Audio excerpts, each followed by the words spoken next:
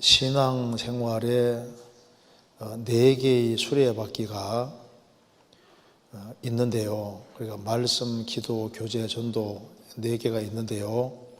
개인적으로 요즘 기도를 못할 때가 있었는데 정말 마음도 좀 교만해지는 감이 있고 전도에 대해서도 무감각해지고 형제 자매들과의 교제에 대해서도 사모하는 마음이 떨어지고 말씀 읽기 전에 정말 간절히 기도드리고 나서 읽는 것과 그렇지 않을 때 마음가짐 차이도 다르고 성경 및 신앙서적을 읽는 것도 잘 안 되는 것을 느꼈습니다. 그래서 개인적으로 생각해 보았는데 말씀, 기도, 교제, 전도 네 가지가 다 중요하지만 제일 중요한 것은 기도가 아닐까 하는 생각이 들었습니다. 구원받는 것도 사실 간절히 찾는 사람이 하나님께 기도할 때 얻은 것처럼 고넬료가 하나님께 기도했을 때 베드로를 보내주셔서 말씀을 알게 하사 구원해 주셨고, 또 마태복음 7장에서도 구하면 얻을 것이요 두드리면 열릴 것이요 찾으면 찾을 것이라고 말씀하셨듯이 하나님께서 구하는 사람에게 하나님께서 말씀을 깨닫게 해주셔서 구원을 받는 것이지 않나 하는 생각이 들었고, 구원받은 이후에도 말씀을 깨달아 지혜롭게 되어가는 것도 후히 주시고 꾸짖지 아니하시는 하나님께 구하라는 말씀대로 야고보서 1장 5절 기도로 구하는 자에게 깨닫게 하시고, 전도하는 것도 골로새서 4장 3절에 전도할 문을 열게 해달라고 비밀을 말하게 해달라고 구하라고 되어 있고, 또 교제 또한 빌립보서 2장에서 겸손으로 교제함에 대하여 말씀하시면서 너희 안에 행하시는 이는 하나님이시라고 말씀하셨기에 하나님께 기도로 도움을 구해야 교제 또한 겸손 가운데 잘 진행될 수 있다고 생각이 들었습니다. 그래서 결국 구원받는 것도 말씀을 깨달아가는 것, 교제하는 것, 전도하는 것 모든 바탕, 근본 바탕에는 하나님의 도우심으로 잘 되어가는 것이고, 그 도우심을 얻은 것은 기도함으로 얻을 수 있기 때문에 기도가 모든 것들의 기초가 되고 가장 중요한 토대가 되지 않나 하는 생각이 들었는데요. 맞는 생각인지 궁금합니다. 질문이 길죠? 근데 아주 중요한 질문이죠. 할 수 있죠. 같이 한번 생각을 해봅시다. 신앙생활에 네 개의 수레바퀴가 있는데요. 말씀, 기도, 교제, 전도가 있는데요. 이게 맞는 얘기지 않습니까?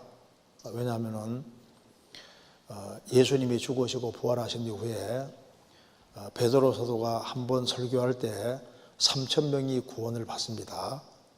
그때 구원받은 사람이 이제 초대교회 당시에 어떻게 했는지가 성경에 다 기록이 되어 있는데, 그게 핵심적인 것이 이제 나와 있는데 네 가지가 기록이 되어 있습니다. 사도행전 잠깐 찾아봅시다.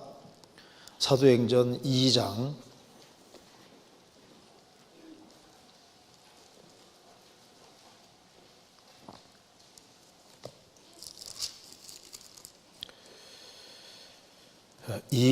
37절입니다.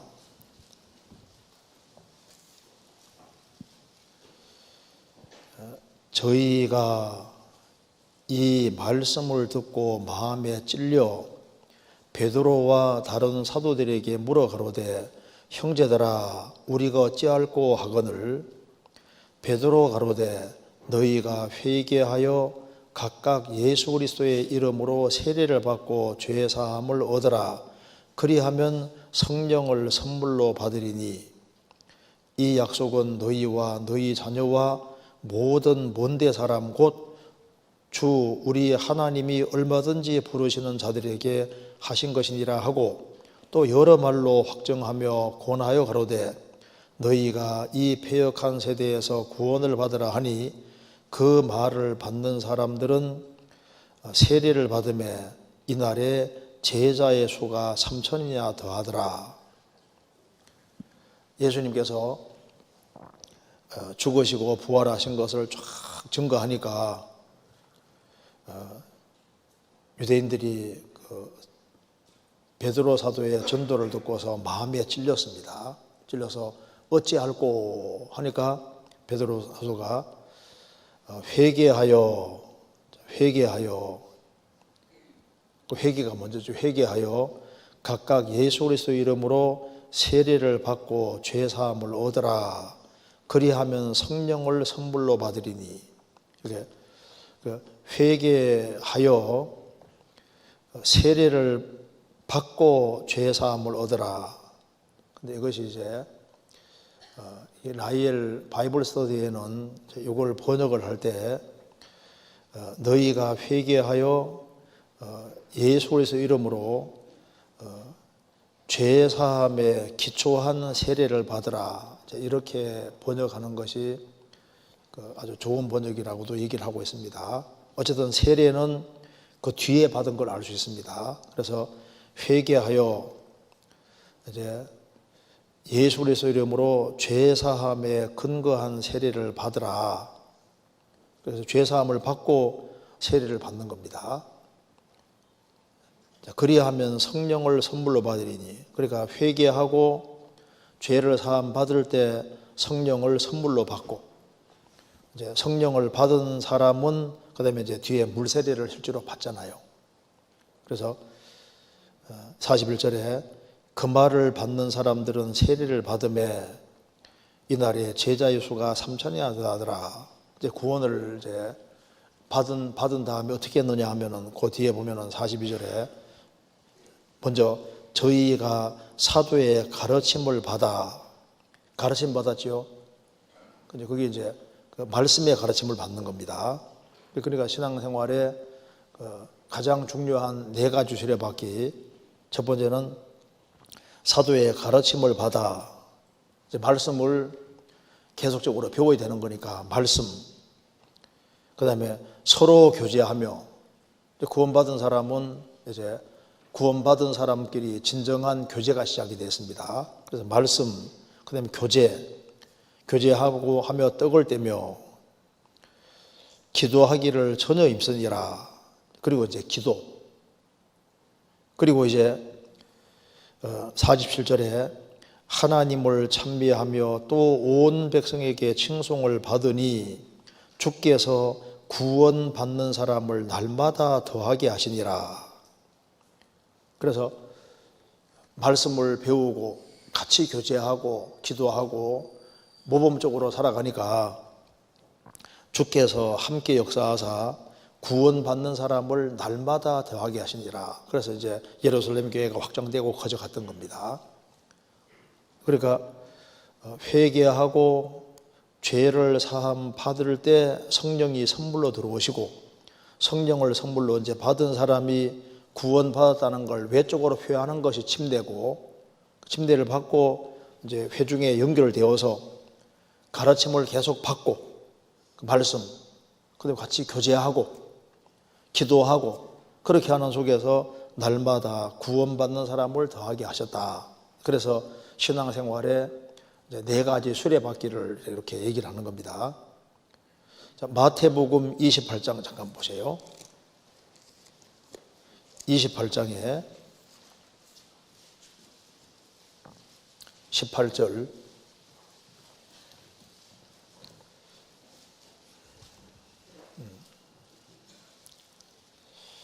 예수께서 나와 일러 가라사대 하늘과 땅의 모든 권세를 네게 주었으니 그러므로 너희는 가서 모든 족속으로 제자를 삼아 아버지와 아들과 성령 이름으로 세례를 주고 내가 너희에게 분부한 모든 것을 가르쳐 지키게 하라. 볼지어다 내가 세상 끝날까지 너희와 항상 함께 있으리라 하시니라. 여기 잘 보시면은 그러므로 너희는 가서 모든 족속으로 제자를 삼아가 이제 그러므로 너희는 가서 제자를 삼으라 이렇게 명령형으로 되어 있습니다. 이 문장을 보시면은 여기에 예수님 명령하시기를 그러므로 너희는 가서 가라 명령입니다. 그리고 가서 모든 족속으로 제자를 삼아가 제자를 삼으라 이렇게 명령으로 되어 있습니다. 그리고 그 뒤에는 부연 설명입니다. 예수님 제자들은 무슨 명령 받았냐면 가서 제자를 삼으라고 명령을 받은 거예요. 그럼 제자를 삼으려면 어떻게 해야 되느냐? 제자 삼기 위해서는 먼저 여기 뒤에는 이제 부연 설명입니다. 아버지와 아들과 성령이 뭐 세례주고, 그러니까 이제 그러면 제자가 되려면, 진정한 제자다운 제자가 되기 위해서는 먼저 침례를 받아야 되고, 구원받고 침례를 받고, 그 다음에 어떻게 해야 되냐면은 회중에 교회에 연결돼 가지고 계속적으로 배워야 됩니다. 그래서 여기에 아버지와 아들과 성령님의 세례를 주고 내가 너희에게 분부한 모든 것을 가르쳐 지키게 하라. 분부한 모든 것을 가르쳐라고요. 가르쳐 지키게 하라. 그러면서 볼지어다 내가 세상 끝날까지 너희와 항상 함께 있으리라 하시니라. 그래서 어떻게 제자다운 제자가 되냐면은 침례 받고 교회 연결되어서 가르침을 계속적으로 받는 가운데서 신앙이 성장하게 되고, 그래서 뭐가 되는 겁니까? 제자다운 제자가 된다 그 말입니다. 그래서 제자다운 제자가 되려면은 사도행전 2장에도 말한 대로 이제 그들은 한 무리가 되어서 사도들의 가르침을 받고 같이 교제하고 그리고 기도하고 서로 사랑하는 그 가운데서 전도가 되게 주님 만들어 가셨던 겁니다. 그래서 여기 질문한 내용 속에 신앙생활에 4개의 수레바퀴가 있는데요. 그 4개의 수레바퀴가 있습니다. 혹시 아는 분도 있지만 모르는 분도 있을까 봐 말씀드렸습니다. 그 4개 수레바퀴 있다는 건 이해되시죠? 있는데 개인적으로 요즘 기도를 못할 때가 있는데 라고 했습니다. 여기에 이제 구원받고 난 이후에 꼭 필요한 것이 기본적으로 2가지가 있는데 성경 읽는 거하고 기도 읽기, 이걸 꽉 붙잡아야 됩니다. 이제 다른 것은 몰라도 이제 신앙생활을 바르게 하기 위해서 필수적으로 2가지가 필요합니다. 여기 이제 성경 읽기와 기도하기, 이 2개를 꼭 붙잡아야 되는 거예요. 요한계시록 5장 잠깐 찾아보시겠습니다. 요한계시록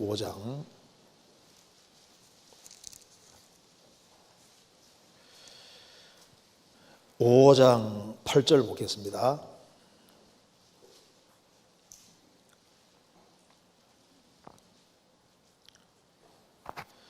책을 취하심에 대생물과 24장로들이 어린 양 앞에 엎드려 각각 금은고와 향이 가득한 금 대접을 가졌으니 이 향은 성도의 기도들이라. 여기에 예수님이 이제 책을 취하셨는데요.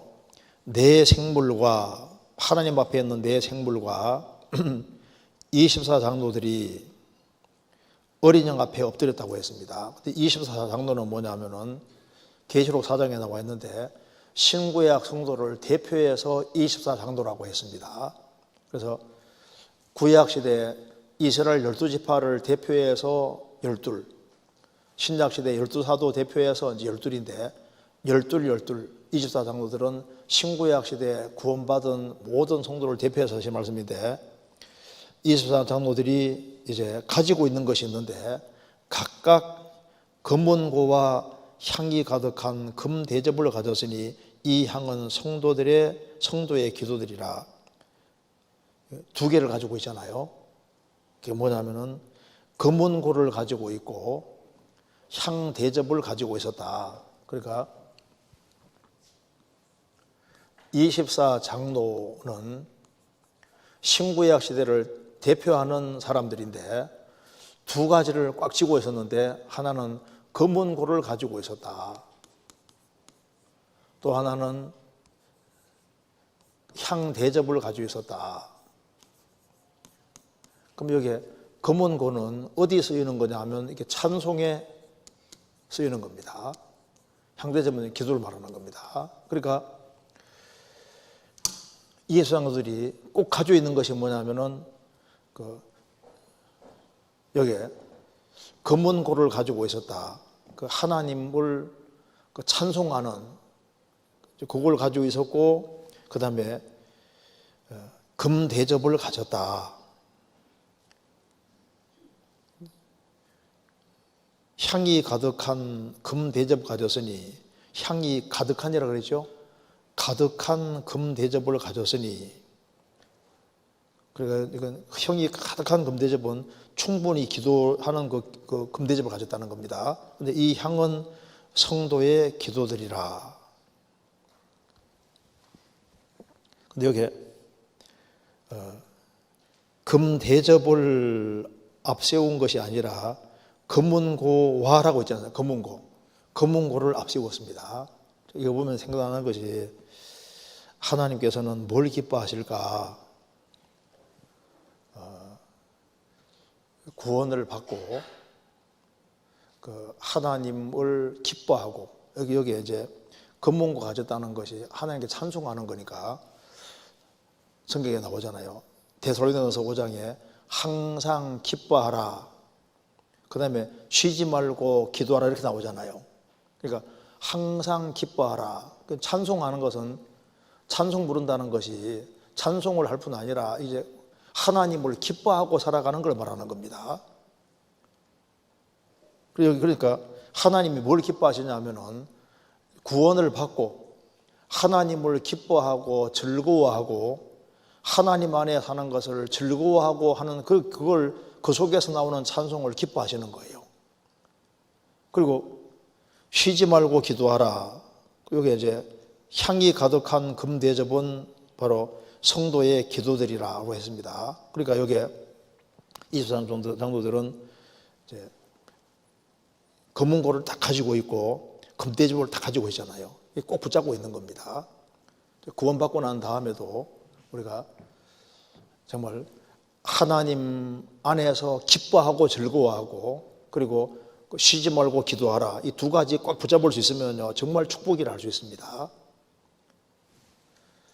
요한계시록 7장에는, 이게 7장도 한번 찾아봅시다. 7장에, 요한계시록 7장에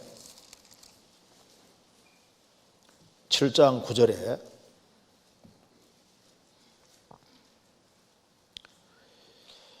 이 일 후에 내가 보니 각 나라와 족속과 백성과 방언에서 아무라도 능히 셀 수 없는 큰 무리가 흰옷을 입고 손에 종려가지를 들고 보좌 앞과 어린 양 앞에 서서, 여기에 7장 9절에 나오는 이 일 후에는 장면 전환입니다. 그러니까 땅에서 이스라엘 민족이 이제 구원받는 일이 있을 때 장면 바꾸어서 하늘에서는 이제 그리스도인들이 저 위에 하나님 보좌 앞에 올라와 있는 모습을 말하는데요. 이 일 후에 이제 땅에서 이스라엘이 구원받을 때 하늘에서는 그리스도인들은 다 들림바다 위에 올라가 있는 겁니다. 내가 보니 각 나라와 족속과 백성과 방언의 전 세계에서 아무라도 셀 수 없는 큰 무리, 구원받은 사람들이 다 저 위에 있는 겁니다. 그런데 이 흰 무리가, 큰 무리가 두 가지, 흰옷을 입고 손에 종려가지를 들고 보좌 앞과 어린 양 앞에 섰다. 여기 흰옷을 입고 있고 손에 종려가지를 들고 있다.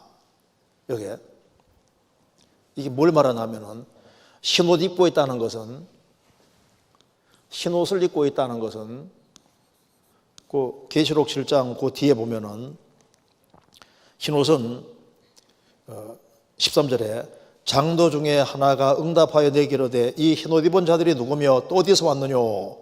내가 가로되 내 주여 당신이 알리다 하니 그가 나더이르되 이는 큰 혼란에서 나오는 자들인데 어린 양의 피에 그 옷을 씻어 희게 하였느니라. 그러니까 흰옷은 예수님 피로 죄를 사함 받은 사람들이라는 겁니다. 근데 흰옷을 입고 있고 또 뭘 입고 있냐면 손에 종려가지를 들고 있습니다. 종려가지를.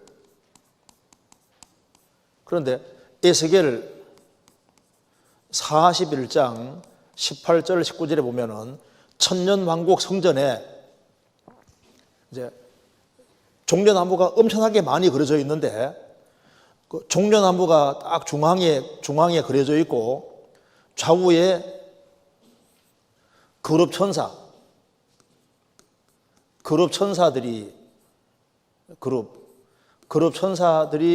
서로 이게 딱 마주 보게 되어 있습니다. 그런데 성경 시편 80편에 보면은 80편 1절에 그룹 사이에 좌정하신 자요. 그러니까 그룹 천사들 사이에 좌정하신 분은 바로 예수님인데 그룹 사이에 좌정하신 자요라고 했는데 그룹 사이에 종려나무가 딱 있다고 에스겔서에 나와 있습니다. 종려나무가 바로 누구 가르치느냐? 예수님 가르치는 거예요. 예수님. 그래서 성경에 요한복음 12장 보면 예수님이 나귀 타고 입성하실 때 뭐 들고 환영했습니까? 종려가지 들고 환영했잖아요. 여기도 보면은 주님 앞에 올라가 있는 사람이 흰 옷 입고 있고 손에는 종려가지 들고 있었다. 그 종려가지는 뭘 말하냐 하면은 예수님을 말씀하는데 예수님의 바로 죽음과 부활, 여기 부활. 종려가지는 죽음을 이기신 예수님, 부활하신 예수님, 우리 의가 되신 예수님을 가리키는 거니까 바로 여기에 흰옷과 종려가지가 예수님의 죽으심과 부활을 가리키는 거예요. 이 바로 복음입니다. 복음. 그래서 복음을 확실하게 깨우친 사람이 주님 피로 죄를 사함받고 예수님 부활하심으로 의롭다함을 얻은 그 사람들이 주님 앞에 가 있는 거니까 올라가 있는 것도 복음 때문에 저 천국 들어가게 되는 거예요. 그리고 신앙생활 속에서도 뭘 가지고 있느냐? 여기 금문고를 딱 가지고 있고 그 다음에 금대접을 딱 가지고 있잖아요. 그것처럼 신앙생활 속에서도 우리가 뭘 가지고 있어야 되냐 하면은 신앙생활을 잘하기 위해서는 두 가지를 꼭 가지고 있어야 되는데 그 말씀과 기도 이 두 가지를 꽉 가지고 있어야 됩니다. 그래서 성경에 사울하고 다윗 차이가 뭐냐 하면은 성경 읽어보시면요 사울도 기름 부음 받은 사람이잖아요. 그런데 사울이 성경 읽었다는 말이 거의 안 나옵니다. 그리고 하나님께 기도하고 하나님의 도움을 구하는 게 별로 안 나오잖아요. 그런데 그에 비해서 다윗은 정말 시간 날 때마다 성경을 정말 가까이 한 사람이 다윗이에요. 그리고 정말 하나님 앞에 기도를 열심히 한 사람, 대표적인 사람이 누굽니까? 그게 바로 다윗이에요. 다윗은 두 가지를 다 가지고 있는 사람입니다. 그래서 시편 1편도 아마 다윗이 기록했을 거예요. 오직 여호와 율법을 즐거워하여 그 율법을 주야로 묵상하는 자로다. 성경을 정말 가까이 한 사람이 다윗이고 그리고 주님 앞에 정말 주님께 전적으로 기대고 주님의 도움을 절실하게 구하면서 살았던 사람이 바로 다윗이라고 할 수 있습니다. 성경 시편 119편 한번 보겠습니다. 시편 119편 97절 97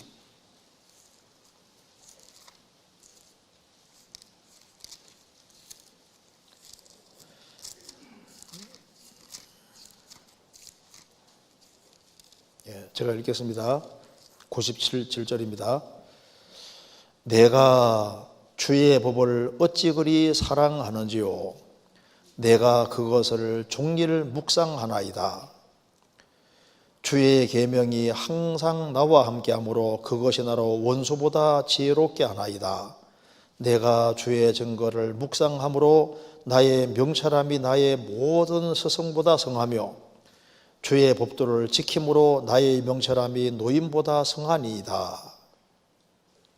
시편 기자는 하나님 말씀을 정말 사랑했습니다. 그리고 내가 종일 그걸 묵상하나이다. 묵상하는 것은 저번에도 말씀드린 것처럼 묵상하는 것은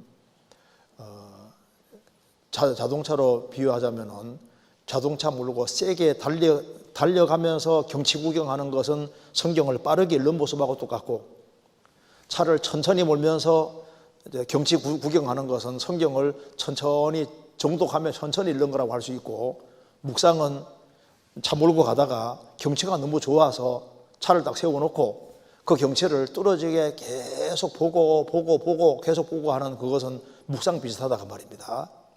성경 읽으면서 내 신앙생활에 필요하다 싶은 부분이 있으면 그걸 읽고 또 읽고 또 읽어서 아주 그것이 마음속에 완전히 새겨지도록 하는 그런 작업 일종의 묵상과 똑같은 거예요.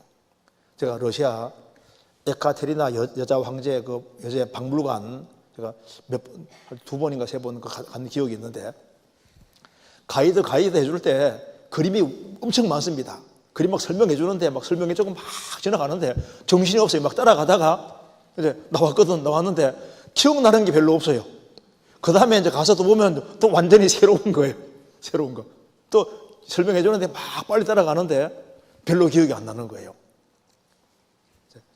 성경을 이제 읽는 것도 필요한데 읽으면서 한 곳에 딱 서서 있으면서 또 읽고 해서 묵상하여서 마음속에 새기는 작업이 참 중요하다고 할 수 있습니다. 시편 기자는 하나님 말씀을 사랑했고 또 그는 하나님께 간절히 기도했습니다. 그 뒤에 보시면은 169절입니다. 169절 여호와여 나의 부르짖음이 주의 앞에 이르게 하시고 주의 말씀대로 나를 깨닫게 하소서. 나의 간구가 주의 앞에 달하게 하시고 주의 말씀대로 나를 건지소서. 여호와여 나의 부르짖음이라고 했습니다. 부르짖음이 주의 앞에 이르게 하시고 그러니까 주님 앞에 상달되는 기도를 말하는 겁니다. 주의 말씀대로 나를 깨닫게 하소서. 나의 간구가 주의 앞에 달하게 하시고 기도해도 천장 못 넘어가면 안 되잖아요. 넘어서 주님 앞에 달하게 하시고 이건 간절한 마음이 있어야만 이런 일이 생기는 겁니다. 그래서 다윗은 하나님을 가까이 하고 다윗은 노래 잘하는 자입니다. 이스라엘의 노래 잘하는 자라고 사무엘하 23장에 나와 있는데 그는 하나님을 정말 즐거워했어요. 그러니까 요한계시록 5장에 나와 있는 이 말씀이잖아요. 이 말씀 여기 5장에 검은 고를 붙잡고 있는 대표적인 사람이 누구냐 하면 이게 다윗입니다. 다윗은 사무엘하 23장에 이스라엘의 노래 잘하는 자. 다윗은 악기도 실제로 많이 만들어서 하나님으로 정말 기뻐하고 즐거워했던 사람인 거예요. 그래서 그는 성경을 열심히 배웠고 그 속에서 하나님을 기뻐하고 하나님을 즐거워했고 그는 또 향금대접을 가지고 있어서 그는 기도해서 주님께 상달되는 기도를 아주 많이 했던 사람입니다. 성경 그 앞에 시편 116편입니다. 1절 2절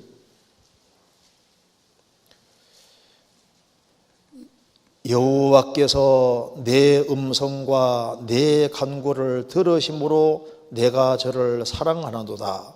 그 길을 내게 기울이셨으므로 내가 평생에 기도하리로다. 여호와께서 내 음성과 내 간구를 들으시죠.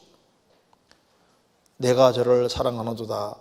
그 길을 내게 기울이셨으므로 내가 평생에 기도하리로다. 평생에 하나님께 기도하고 의지하고 살았던 겁니다. 그리고 구약시대 정말 그 하나님 앞에 신앙생활 잘했던 다니엘도 그것도 두 가지를 꽉 붙잡고 있었잖아요. 하나님 말씀을 부지런히 배우는 거하고 또 하나는 기도하는 거 두 가지를 붙잡고 있었던 겁니다. 다니엘서 9장입니다. 다니엘서 9장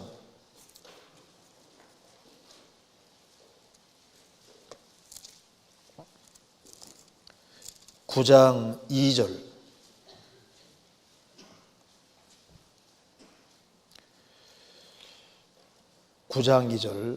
곧 그 통치 원년에 나 다니엘이 서책으로 말미암아 여호와의 말씀이 선지자 예레미야에게 임하여 고하신 그 연소를 깨달았나니 곧 예루살렘의 황무함이 70년 만에 마치리라 하신 것이니라. 다니엘은 바벨론에 있으면서도 성경책을 구해서 성경을 부지런히 읽었습니다. 그래서 예레미야 말씀하신 70년 포로 생활 후에는 이스라엘이 이스라엘 땅에 돌아간다는 걸 깨달았다 그 말입니다. 그는 성경을 부지런히 읽었고 그는 부지런히 기도를 했습니다. 성경 다니엘서 6장입니다. 6장 10절.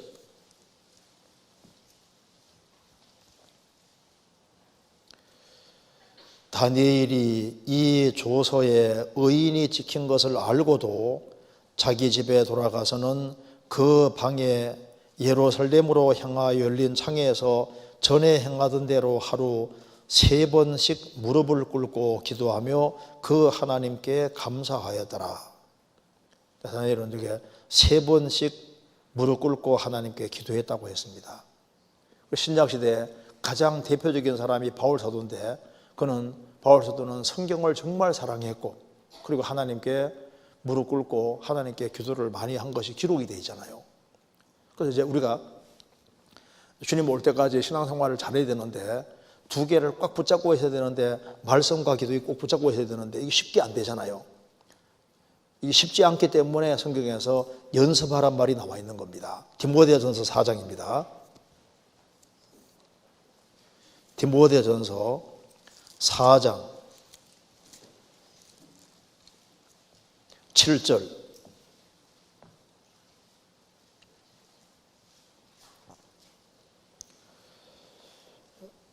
망령되고 허탄한 신화를 버리고 오직 경건에 이르기를 연습하라.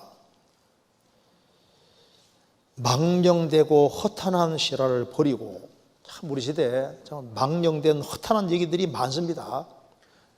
생활 속에서 별로 중요하지 않은 것이 너무 많은데 거기에다가 시간을 다 들이는 사람들이 많습니다.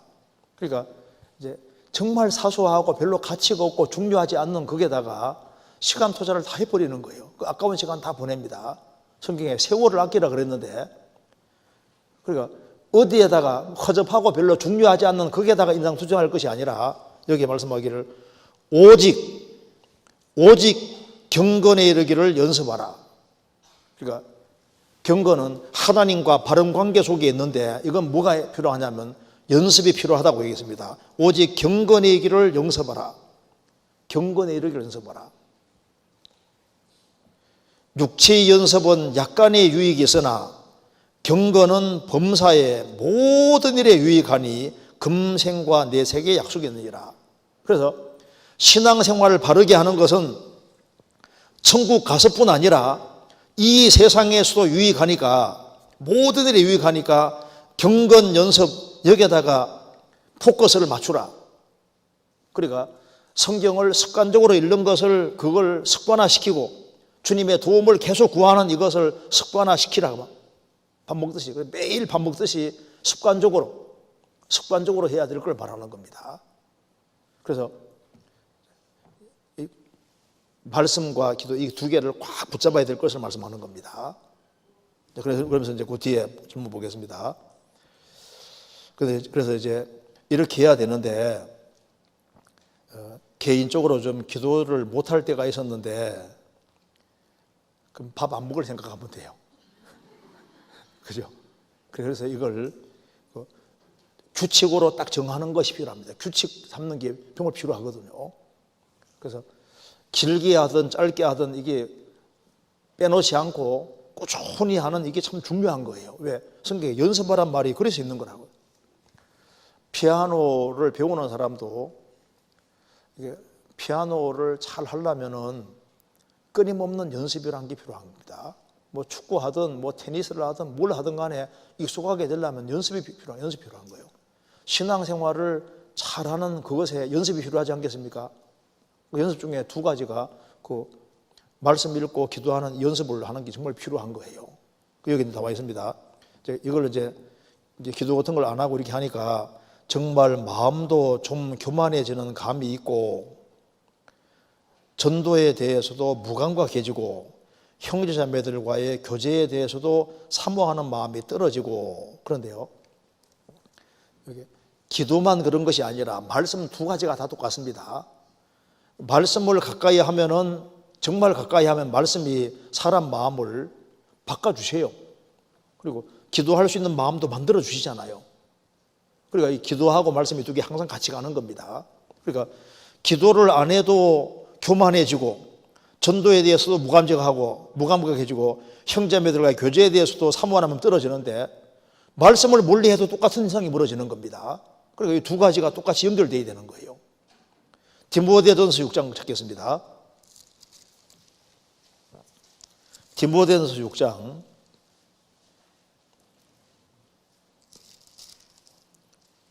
3절입니다. 누구든지 다른 교훈을 하며 바른 말 곧 우리 주 예수 그리스도의 말씀과 경건에 관한 교훈에 창념치 아니하면, 누구든지 다른 교훈을 하며 바른 말 곧 건전한 말 곧 우리 주 예수 그리스도의 말씀과 경건에 관한 교훈에 창념에 대한 창념치 아니하면, 예수 그리스도의 말씀과 경건에 관한 교훈, 주님 앞에 바른 관계 유지하고 살아가는 여기에 창념을 하고 주님의 도움을 항상 구해야 되는데 창념하지 아니하면 어떤 일이 생기느냐? 4절에 이런 결과가 생깁니다.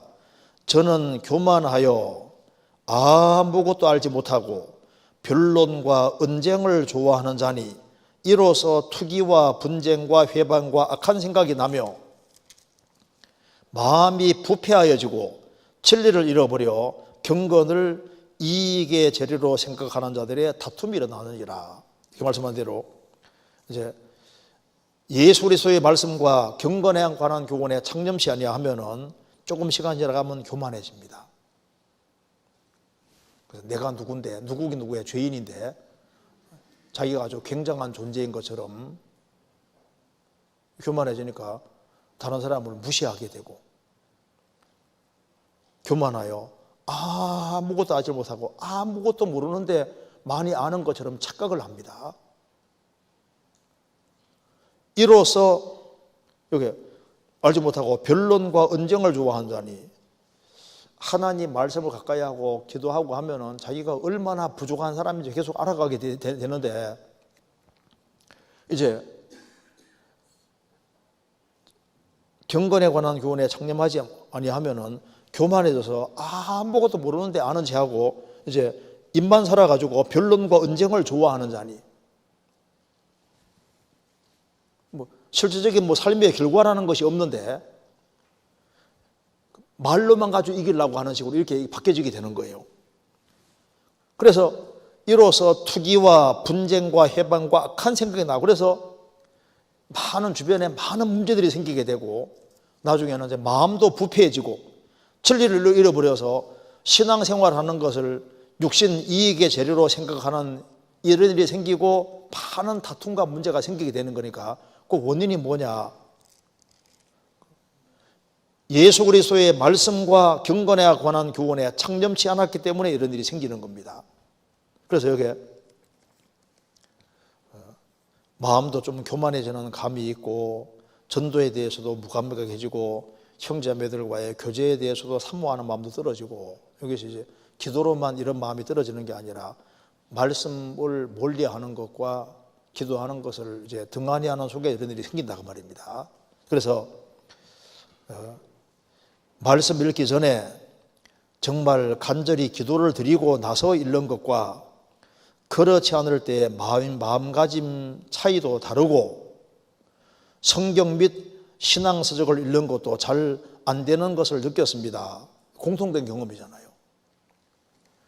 그냥 성경 읽는 거하고 주님이 깨닫게 해주기를 간절히 소원하면서 읽는 거하고는 차이가 날 수밖에 없죠. 그 차이가 분명히 있습니다. 성경 예레미야 33장 보시겠습니다. 예레미야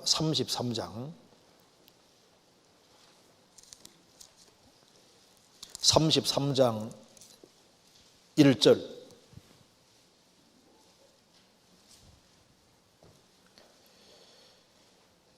예레미야가 아직 시위 때 뜰에 갇혔을 때 여호와의 말씀이 그에게 다시 임하니라 가라사대, 이 일을 행하는 여호와, 그것을 지어 성취하는 여호와, 그 이름을 여호와라는 자가 이같이로노라. 3절 같이 읽겠습니다. 너는 내게 부르짖어라. 내가 내게 응답하겠고 내가 알지 못하는 크고 비밀한 일을 내게 보이리라. 여기 보시면은 너는 내게 부르짖어라. 내가 내게 응답하겠고. 자, 부르짖는 내용을 응답할 뿐 아니라 플러스해서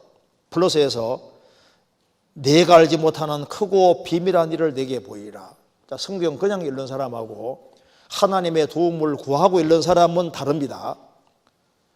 너는 내게 부르짖어라. 내가 내게 응답하겠고, 부르짖는 내용을 응답해 줄 뿐 아니라 덤으로 내가 알지 못하는 크고 비밀한 일을 내게 보이리라. 성경도 그냥 읽는 사람하고 주님의 도움을 구하면서 읽는 사람하고 하나님의 도움을 구하며 읽는 사람은 주님이 그 가운데 더 보여주시는 것이 있습니다. 그러니까 차이가 있다는 말이 맞죠. 이 일을 행하는 여호와, 그것을 지어 성취하는 여호와, 살아계신 하나님께서는 하나님께 정말 도움을 구하는 사람은 그 사람이 구하는 내용을 응답해 줄 뿐 아니라 덤으로 너가 알지 못하는 크고 비밀한 일을 내게 보이리라. 시편 119편입니다. 119편 18절.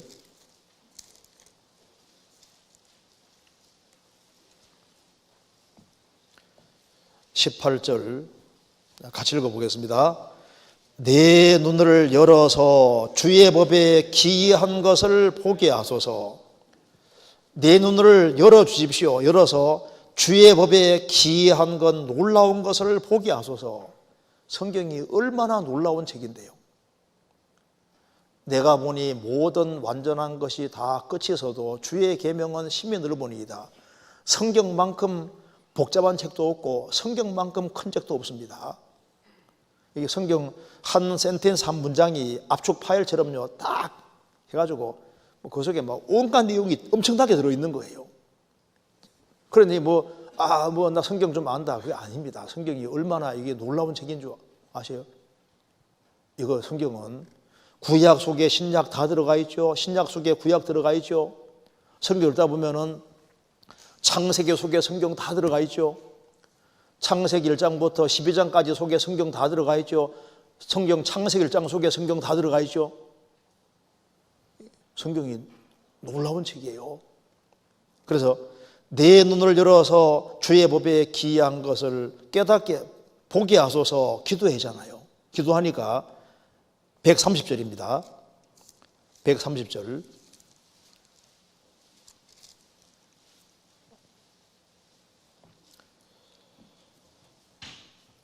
130절. 주의 말씀을 열무로 우둔한 자에게 비치어 깨닫게 하나이다. 주의 말씀을 열무로, 밑에 해석함으로 주님이 딱 열어서 열무로 우둔한 자에게 비치어 깨닫게 하나이다.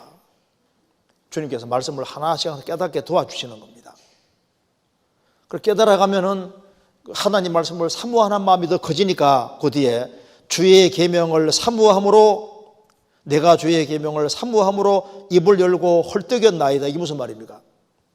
이게 사슴 모습이 사슴이 신의 물을 찾기에 갈급한 것처럼 입을 열고 헐떡였나이다. 사슴이 물을 찾기 위해 헐떡이면서 물 찾기를 간절히 원하는 것처럼 주님 계명을, 말씀을 그렇게 사모해서 시냇가에 물을 찾는 것처럼 그렇게 간절하게 사모하는 마음을 가지고 있는 걸 표현하고 있는 겁니다. 그런 간절한 마음 있는 사람에게 주님이 깨닫게 해주시는 것이 맞잖아요. 그래서 주일날도 말씀 들을 때도 그냥 듣는 사람하고 그 간절하게 듣는 사람하고 다릅니다. 오늘 성경 많이 찾았는데 정신이 없어질 거예요. 정말 많이 찾았습니다. 그래도 같이 이제 자꾸 이렇게 하면 성경이 정말 이렇게 돼 있네.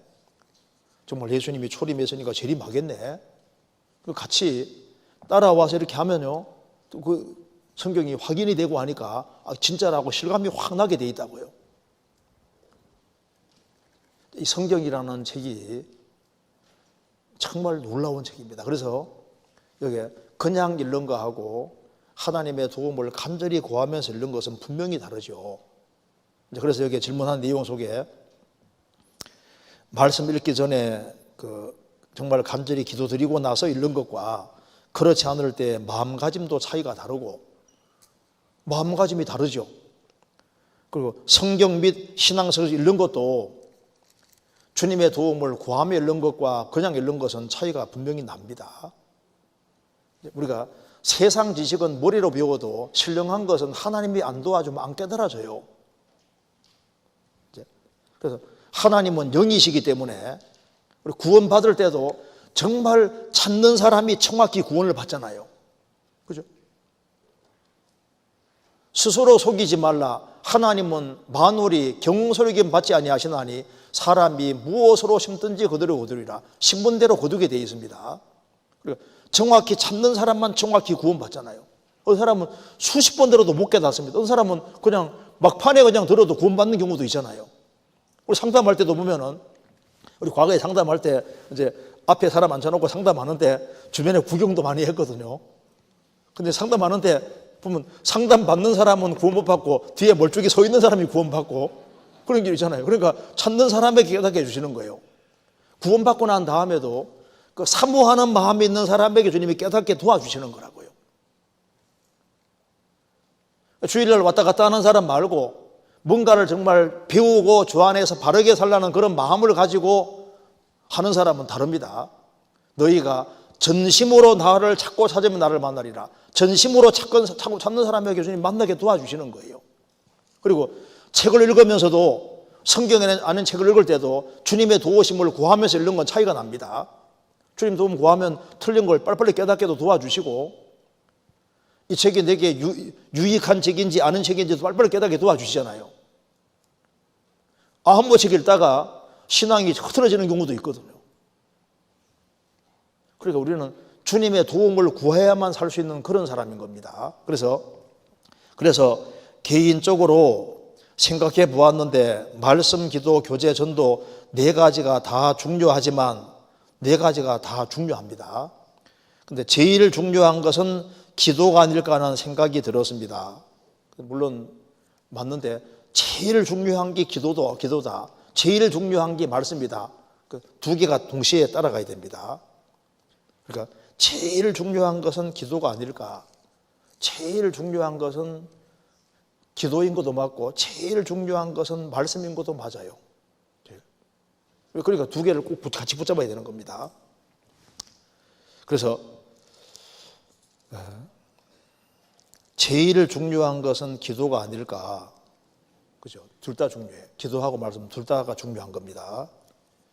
그래서 사람이 구원받을 때도 하나님 말씀을 통해서 그 사람 마음이 또 찾고자 하는 마음도 올라오고 그리고 기도하는 것도 올라오고 다 올라오기 때문에요. 말씀과 이 기도 두 개는 이게 떼놓고 생각하면 안 됩니다. 둘이 항상 사실 연결되어 있다고 할 수 있습니다.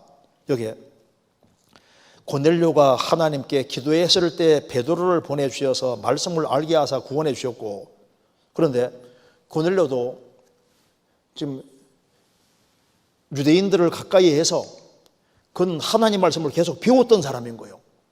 하나님 말씀을 계속 배웠기 때문에 진리를 갈구하는 마음이 생겼고 그래서 하나님의 도움을 항상 구했고 정말 찾는 마음을 가지게 된 것도 말씀을 열심히 배웠기 때문에 그런 게 생긴 거예요.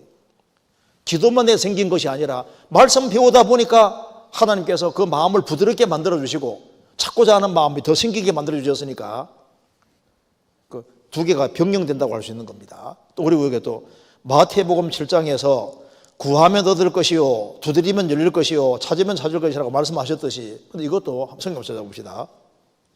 이거 한번 보세요. 마태복음 7장 한번 보세요. 마태복음 7장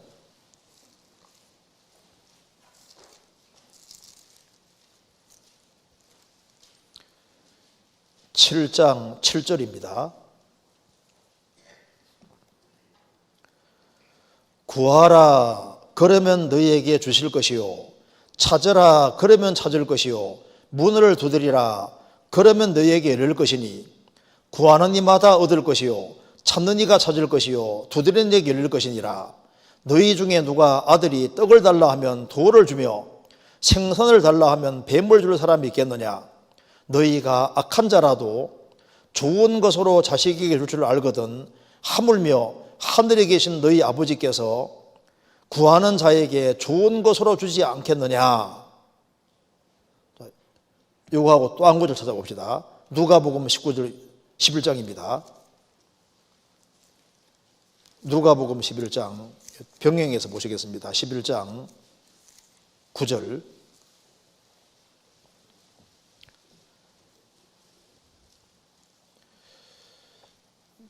내가 또 11장 9절 내가 또 너희에게로 노니 구하라 그러면 너희에게 주실 것이요 찾으라 그러면 찾을 것이요 문을 두드리라 그러면 너희에게 열릴 것이니 구하는 이마다 받을 것이요 찾는 이가 찾을 것이요 두드리는 이가 열릴 것이니라. 너희 중에 아비 된 자 누가 아들이 생선을 달라 하면 생선 대신에 뱀을 주며 알을 달라 하면 정갈을 주겠느냐? 너희가 악할지라도 좋은 것을 자식에게 줄 줄 알거든 하물며 너희 천부께서 구하는 자에게 성령을 주시지 않겠느냐 하시니라. 여기에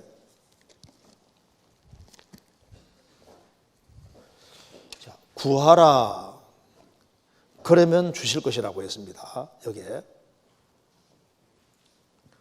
자, 구하라 찾으라 두드리라고 했습니다. 그러면 주신다고 했는데 구하는 자에게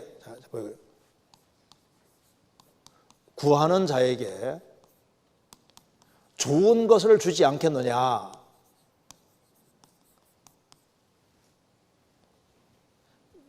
악한 아버지라도 자식에게는 좋은 걸 줄 줄 알잖아요. 그런데 구하는 자에게 좋은 걸 주지 않겠느냐고 마태복음 7장에서 말씀했는데, 그런데 누가복음 11장에서는 좋은 것이 뭐라 했습니까? 구하는 자에게 좋은 걸 주지 않겠느냐? 성령이라고 말씀하셨습니다. 그러니까 정말 구하는 사람에게는 성령을 주신다. 구원 안 받은 사람이 구할 때 정말 주시는 것이 뭡니까? 속죄받을 때 성령을 받고 또 구원받고 난 다음에도 구하는 사람에게 주님이 성령 역사를 주시는 거예요.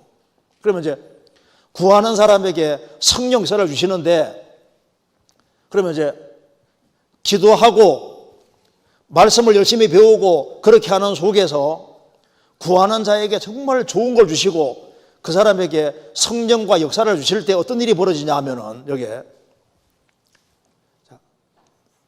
떡 얘기를 말씀하셨고 생선 얘기를 말씀하셨고 그 다음에 알 얘기를 말씀해 주셨습니다. 자, 부모 중에 떡을 달라고 하는데 돌 줄 사람이 있겠느냐? 생선 달라고 하는데 뱀 줄 자가 있겠느냐? 알을 달라고 하는데 전갈 줄 자가 있겠느냐라고 했습니다. 왜냐하면 이게 돌하고 떡하고 비슷하게, 빵하고 비슷하게 생겼잖아요. 그리고 뱀하고 생선하고 길쭉한 거 보면 얼른 보면 비슷한 것도 있잖아요. 그리고 이제 알은 동그랗는데 전갈도 이렇게 약간 말리면 동그랗게 보일 수도 있습니다. 근데 이게 돌과 뱀과 전갈 주는 이건 마귀가 주는 겁니다. 그런데 하나님께서는 구하는 사람에게 정말 좋은 걸 주신다. 그래서 한 사람이 신앙생활을 하면서 하나님의 도움을 정말 구하면서 생활 살아가면은 주님께서는 부모가 자녀에게 떡을 주는 것처럼 주님께서 구하고 두드리고 찾는 사람에게 좋은 걸 주시는데 뭘 주실까요? 그러니까 떡이 바로 말씀의 그림자입니다. 그래서 마태복음 4장에 말씀하시기를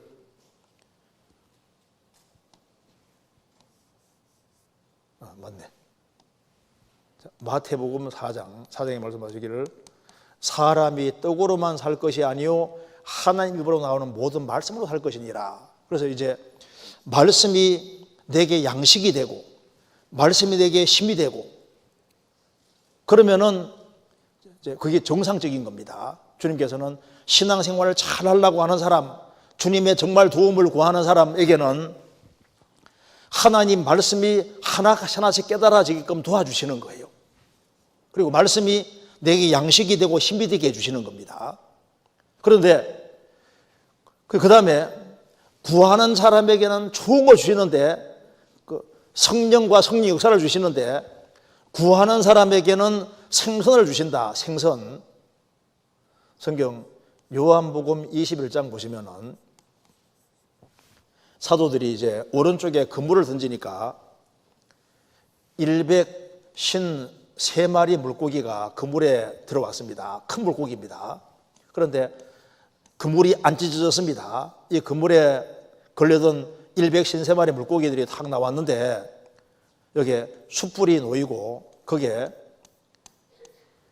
떡이 있고 거기에 구운 생선이 여기에 불 위에 딱 올라가 있는 것이 성경에 나와 있습니다. 구운 생선. 구하는 자에게 생선 주지 않겠느냐? 근데 좀 신기한 것은요, 구원을 받고 이제 성령이 그 사람 속에 역사하시고 성령께서 마음을 자꾸 열어서 성경을 깨닫게 해주시면 뭐가 보이냐면은 생선을 먹는 것처럼요, 생선이 보이는데 사람 낳는 어부가 되게 한다고 했잖아요. 하나님 앞에 쓰임받은 사람들이 딱 성경에 자꾸 보입니다. 그래서 주님이 어떤 사람을 사용하시구나, 그걸 보이는 거예요. 처음에는, 구원받고 처음에는 하나님 말씀이 양식이 돼서 이 말씀, 저 말씀 들으면 깨달아지니까 좋잖아요. 힘이 되는 거다, 그 말입니다. 그 말씀이 떡처럼 있지 않습니까? 양식으로 와닿는 거예요. 그리고 좀 시간 지나가면은 이제 구하는 자에게 좋은 걸 주지 않겠느냐, 성령을 주시지 않겠느냐. 그 사람 마음문 열어서 성령께서 역사하시면은 뭐가 보이냐 하면은 요게 숯불에 올라간 생선들이 보인다고. 주님께, 누가 주님께 쓰임 받는지가 보이는 거예요. 주님께서는 생선이 딱 올라가는 것처럼요, 숯불에 올라가는 것은 죽어서 올라가는 거잖아요. 주님께 자신을 잡아 바친 사람들이 보인다고. 그리고 그런 사람들을 본받기를 원하게 되는 겁니다.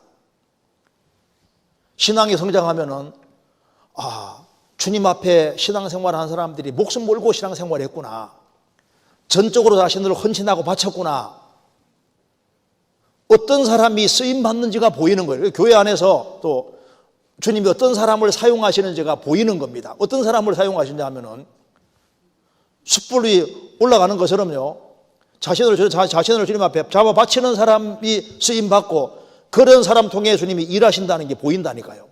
구원받고 하나님의 도움을 구하지 않고 살아가는 사람은 교회당만 딱 따고 아무도 안 보이는데, 세상 사람이 부럽고 세상에 잘 나가는 사람이 부럽고 그게 아주 눈이 덜 열린 거예요.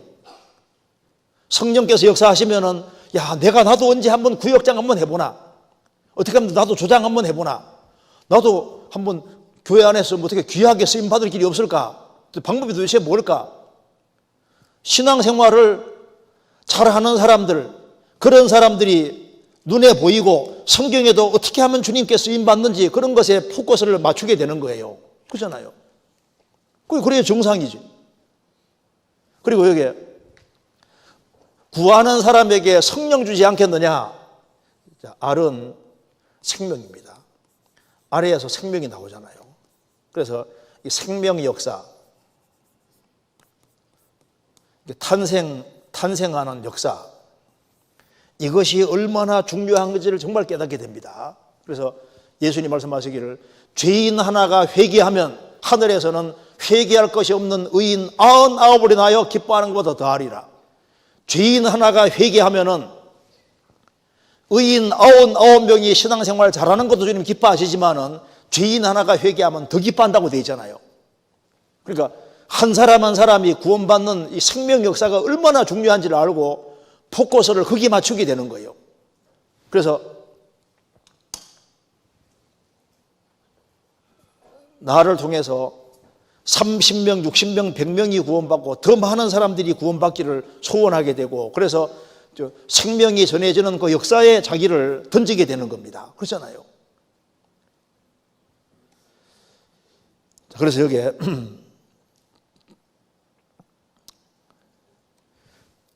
구하면 얻을 것이요 두드리면 열릴 것이요 찾으면 찾을 것이라고 말씀하셨는데, 이것도 기도하면서 말씀을 배우는 가운데 그 두 가지가 병행되는 가운데 계속적으로 이렇게 되어가는 겁니다. 그래서 하나님께서는 구하는 사람에게 하나님께서 말씀을 깨닫게 해주셔서 구원을 받는 것이지 않나 하는 생각이 들고, 그렇죠. 하나님께 구하는 사람에게 하나님께서는 말씀을 깨닫게 해주셔서 구원받지요. 그런데 그 구하는 사람도 말씀을 또 배우는 속에서 또 그런 마음이 또 생기는 겁니다. 구원을 받은 이후에도 말씀을 깨달아 지혜롭게 되어가는 것도 후히 주시고 꾸짖지 아니하시는 하나님께 구하라는 말씀대로 기도로 구하는 자에게 깨닫게 하시고, 전도하는 것도 전도할 문을 열게 해달라고, 비밀을 말하게 해달라고 구하라고 되어 있고, 그렇죠. 주님께서는 실제로 기도하는 걸 통해서 일한다는 말은 틀림없습니다. 그래서 우리가 수양예를 위해서 기도하고 또 집회를 위해서 기도하고, 실제로 그런 사람들이 많아지면 주님이 더 많은 일을 한다는 건 틀림없는 사실인 거예요. 성경 이사야 62장입니다.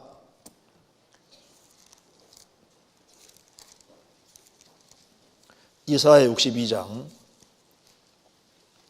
6절 예루살렘이여 내가 너의 성벽 위에 파수꾼을 세우고 그들로 종기를 종야에 잠잠치 않게 하였느니라. 너희 여호와로 기어가게 하시는 자들아, 너희는 쉬지 말며 또 여호와께서 예루살렘을 세워 세상에서 찬송을 받게 하시기까지 그로 쉬지 못하시게 하라. 여기에 예루살렘이여 내가 너의 성벽 위에 파수꾼을 세우고 그들로 종일 종야에 잠잠치 않게 하였느니라. 부르짖게 하였느니라, 기도하게 하였느니라, 그 말입니다. 너희 여호와로 기어가게 하시는 자들아, 주님의 도움을 계속 구하는 사람은 주님께서 그 사람 통해 일을 하시는 겁니다. 너희는 쉬지 말며 또 여호와께서 예루살렘을 세워 세상에서 찬송을 받게 하시기까지 그로 쉬지 못하시게 하라. 땅에서 매이면 하늘에서도 매이는 겁니다. 그리스도인들이 합심해서 기도하면 하늘에서 같이 이루어주는 것이 맞습니다. 그래서 여기에 구원받은 이후에 말씀을 깨달아 지혜롭게 되어가는 것도 기도하는 걸 통해서 그렇게 되어가는 것이 맞고, 실제로 기도하고 주님 도움을 구하는 사람은 주님이 그 사람 지혜롭게 만들어 주십니다. 그리고 전도한 문을 열어주는 것도 기도라는 걸 통해서 열어준다는 말도 맞고, 또 교제 또한 빌립보서 2장에서 겸손으로 교제함에 대해서 말씀하시면서 너희 안에서 행하시는 이는 하나님이라고 말씀하셨기에 하나님께 기도로 도움을 구해야 교제 또한 겸손한 가운데 잘 진행될 수 있다는 생각이 들었습니다. 그렇죠. 청년의 모임을 하든 구역 모임을 하든 종모임을 하든 간에 기도를 정말 충분히 하고 모임하고 안 하고가 천 차이가 확 나게 되어 있습니다. 그래서 여기에 결국 구원받는 것도 말씀을 깨달아가는 것, 교제하는 것, 전도하는 것 모든 바탕에는 하나님의 도우심으로 잘 돼가는 것이고, 그 도우심을 얻는 것은 기도함으로 얻을 수 있기 때문에 기도가 모든 것들의 기초가 되고 가장 중요한 토대가 되지 않나 하는 생각이 들었는데요. 맞는 생각인지 궁금합니다. 맞지요? 그래서 기도가 제일 중요하다, 맞는 얘기입니다. 말씀이 제일 중요하다, 그것도 맞는 얘기인 거예요. 둘을 분리하면 안 됩니다. 두 개가 항상 같이 병행되는 거예요. 병행. 그래서 사사기 1장에 여호와께 묻자와 가로되, 제일 마지막은 자기 소견에 옳은 대로 행하였도다. 그러니까 여호와께 묻자와 가로되, 하나님의 도움을 구하고 하나님 중심으로 생을 살아가면 모든 것이 정돈되어 가는데, 하나님께 묻는 것 없이 이제 자기 수단 방법대로 하기 시작하면은, 자기의 소견대로 행하면은 사사시대처럼 모든 것이 다 틀어지게 되는 겁니다. 그래서 항상 기뻐하라, 쉬지 말고 기도하라, 범사에 감사하라. 이게 무슨 뜻인지 이게 간단하게 보세요. 여기 보시면은 항상 기뻐하라. 어떻게 항상 기뻐할 수 있을까요? 이게 뭐냐면은 구원의 하나님, 구원의 하나님을 경험한 사람, 즉 확실하게 구원을 경험한 사람은 항상 기뻐하라. 이게 당연하다는 걸 알 수 있는 거예요. 왜? 너희들이 구원받았으니까 항상 기뻐하란 말이 맞는 거라고요. 이제 영원한 멸망에서 건짐받고 천국 가게 됐으니까 천국을 상속받게 됐고 하나님 아들 되게 됐고 그리스도와 공동 상속자가 됐고 영원한 축복 받았으니까 정말 기뻐하며 살아야죠. 우리는 아무리 고생해도 지옥 가는 사람 하루 고생 못합니다. 요한계시록 14장 보시면은 이제 오른손 이마에 표받은 사람들은 지옥에서 세세토록 불과 여왕으로 고난받는 것을 말씀하면서 밤낮 모신다고 말씀하면서 성도들의 인내가 여기 있다. 7년 혼란 속에서 유대인 중에 13만 4천 명이 다 순교당해 죽을 때도 어떤 고문 같은 걸 해도 다 견딜 수 있는 것은 지옥 생각하면 견딜 수 있다고 말입니다. 지옥에서 세세토록 밤낮 고통받는 그걸 생각할 때 불과 영화로 고난받는 그걸 생각할 때 어떤 것이든 지옥은 더 고통받을 것이 분명하고 영원히 고통받을 거니까 순교를 감당할 수 있다는 걸 말씀하면서 하는 얘기입니다. 우리는 지구상에서 구원받고 고생해도 지옥 가는 사람 하루 고생하기도 어려워요. 그러니까 구원받았기 때문에 항상 기뻐하라 이 말이 맞는 얘기다 그 말입니다. 또 한 가지는 쉬지 말고 기도하라. 어떻게 쉬지 말고 기도하라 이게 무슨 말입니까? 이게 뭐냐면은 너희들은 피조물이기 때문에 살아계신 하나님 절대자 전능하신 하나님께 이게 기대고 살아야 된다고 말입니다. 그러니까 쉬지 말고 기도하라. 그 본질이 뭐냐면 너는 피조물이고 너는 작은 자고 하나님은 위대하고 크시고 전능하신 능력이 있는 분이니까 인생을 살 때 너의 수단 방법대로 살지 말고 하나님께 전적으로 기대고 의지하고 살아라고 말이에요. 어떤 사람은 입으로는 기도하면서 자기 편한 대로 있지 않습니까? 하나님께 안 기대거든요. 하나님께 안 기대고 살아가는 건 쉬지 말고 기도하라. 어떻게 쉬지 말고 기도합니까? 인생을 하나님께 전적으로 의탁하고 하나님의 도움 구하고 기대고 살아가는 그것이 쉬지 말고 기도하라 바탕이 되는 거예요. 그리고 범사에 감사하라. 범사 모든 일에 감사하라. 왜 이 말을 하냐 하면은 하나님은 모든 것의 주권자고 참사 한 마리도 허락 없이 안 떨어지고 모든 상황 자체가 하나님 허락하심 속에 되어지는 거니까 주어진 모든 상황을 감사로 받아들이라 그 말입니다. 왜? 하나님이 주권자라고 계시니까 내 주변에 있는 사람은 필요해서 적절하게 두셨으니까 범사에 감사란 말이 맞는 거라고요. 그러니까 여기에 이제 하나님의 도움 없이는 안 된다. 그래서 인생의 신앙생활의 기초가 하나님께 전적으로 기대는 것이 이게 인생의 기초이기 때문에 기도가 가장 중요하다. 그 말이 맞는 얘기지 않습니까? 그래서 그 뮬러라는 사람이 한 얘기 중에 무릎으로 인생의 싸움을 싸우는 것을 배우지 않는 사람은 아직 기독교의 신앙의 ABC를 모르는 사람이다. 기독교라는 게 뭡니까? 기독교는 전능하신 하나님 앞에서 인간은 피조물이고 구원을 받을 때도 주님의 전적인 공로 기대서 구원받은 것처럼 우리는 피조물로 하나님의 도움을 구하고 살아야 될 사람이니까 하나님 앞에 무릎 꿇는 걸 안 배우면은 기독교 신앙을 배울 수가 없다. 그 말이 맞는 거잖아요. 우리는 절대자를 믿는 사람이기 때문에 자기 수단 방법으로 사는 사람들이 아니고 하나님의 도움으로 살아야 될 사람이기 때문에 그래서 기도를 하는 것이 정말 중요한 거다 그 말입니다. 그래서 이제 마귀는 뭘 정말 무서워하냐면은 우리가 주님 앞에 주님께 도움을 구하는 기도 이걸 제일 무서워한다는 말이 맞는 거예요. 마귀는 그 하나님 도움을 구하는 걸 제일 무서워하죠. 그래서 성경 읽는 것과 기도하는 것 이 두 가지는 우리가 사용해야 될 가장 중요한 연장이기 때문에 도구이기 때문에 이 두 개를 주님께서 주셨으니까 이걸 잘 붙잡고 잘 사용해야 됩니다. 그래서 하나님 말씀을 잘 붙잡고 그리고 그 기도하는, 왜냐하면 말씀과 기도가 같이 연결 꼭 돼야 되거든요. 요한복음 15장 보세요. 요한복음 15장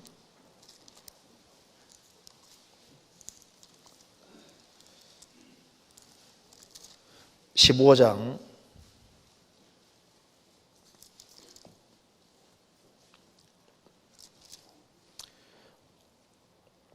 6절입니다. 여기 7절. 너희가 내 안에 거하고 내 말이 너희 안에 거하면 무엇이든지 원하는 대로 구하라. 그리하면 이루리라. 그러니까 너희가 내 안에 거하고 그 다음에 내 말이, 말씀이 너희 안에 거하면 무엇이든지, 말씀에 맞는 무엇이든지 원하는 대로 구하라. 조지 뮬러라는 사람은 기도의 사람이잖아요. 그래서 그는 성경 100번 이상 읽은 사람입니다. 그는 기도를 잘하기 위해 성경을 부지런히 읽었습니다. 그래서 성경 읽는 것과 기도하는 게 연결되는 겁니다.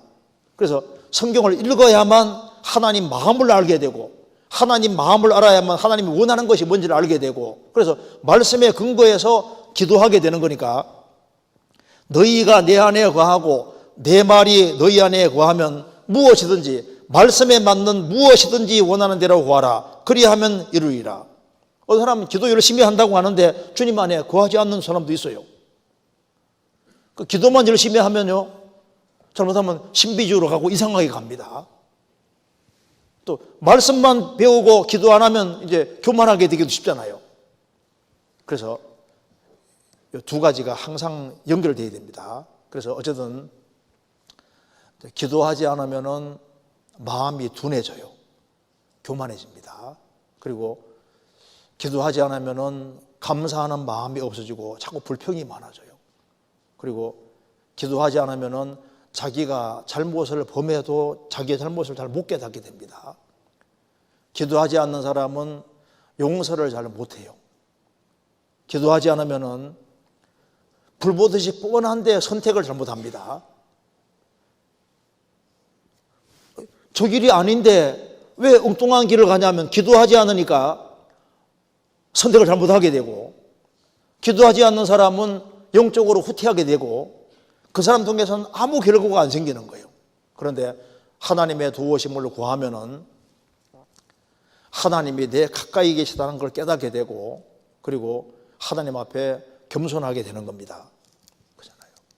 기도하게 되면은 신기하게도 마음이 부드러워져요. 부드러워지고 기도하면 마음이 밝아지게 됩니다. 그리고 하나님이 내 가까이 계시는 걸 정말 알기 때문에, 그래서 범사에 감사하라, 정말 감사하는 마음이 생기고, 그리고 어떤 환경이든 간에 그 환경을 기뻐할 수 있는 겁니다. 기도하는 사람은 자기 허물을 깨달을 수 있습니다. 자기 부족을 깨닫게 해주고, 그리고 기도하게 되면은 이제 주님이 새로운 힘 같은 걸 주셔요. 그래서 오직 여호와를 앙망하는 자는 새 힘을 얻을 것이다. 주님이 주는 새로운 힘이 있고, 그래서 주님이 주는 힘이 있기 때문에 환난과 역경을 잘 이겨나갈 수도 있고, 기도하면은 용서하는 마음이 생기게 됩니다. 참는 마음도 생기게 돼요. 그리고 원수가 생겨도 기도하게 되면은 정말 사랑하는 마음도 실제로 생기게 됩니다. 기도하는 사람은 자기가 미처 깨닫지 못하던 말씀도 깨닫게 되고, 기도하는 사람은 바른 선택하게 됩니다. 여호와를 경외하는 자 누구뇨? 그 택할 길을 저에게 가르치시로다. 주님이 택할 길도 알려주시고, 그리고 기도하는 사람은 주님께서 그 사람 통해서 구원 역사가 생기게 만들어 주십니다. 실제로. 그리고 기도하는 사람은 주님 앞에 귀하게 쓰임받을 수 있습니다. 야베스는 환경적인 어려움이 있었지만 그는 하나님께 기도했기 때문에 하나님 도우심을 받았고, 그는 기도해서 하나님이 지경을 크게 넓혀주셨습니다. 그리고 자녀가 어려움을 당할 때, 또 말을 안 들을 때, 또 남편이 문제가 생길 때 다 하나님께 기도하는 것이 그게 도와주는 길입니다. 도와주는 가장 효과적인 방법이 하나님의 도움을 계속 구하고 기도하는, 그게 도와주는 아주 좋은 방법이 되는 거예요. 어쨌든 간에 여기 오늘 질문이 참 중요한 질문인데요. 두 가지 꼭 이렇게 붙잡아야 되리라고 생각합니다.